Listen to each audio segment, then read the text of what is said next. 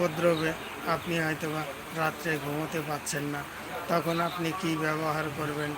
আরও দেখা যাচ্ছে ছোট ছোট বাচ্চা কাচ্চা রাতের বেলা দাঁত কটকট করছে, অর্থাৎ কৃমির সমস্যার জন্য এটা কিন্তু দেখা যায়।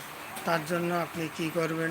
তার জন্য আপনার বাড়িতে যে মহামূল্যবান গাছ আছে, সেটি কী গাছ? সেটি হচ্ছে আপনার কালমেঘ গাছ। এই কালমেঘ গাছের পাতা নেবেন, নেওয়ার পরে থেতো করে 1 গ্রাম পরিমাণে বটি করবেন, রোদ্রে শুকিয়ে নেবেন।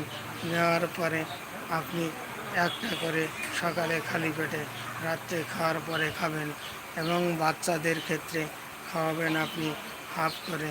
দেখবেন কয়েকদিনের মধ্যে আপনার ওই কুচক্রিমির সমস্যার থেকে আপনি মুক্তি পাচ্ছেন। তাই কথায় বলে, যেখানে দেখিবে চাই, ওরাইয়া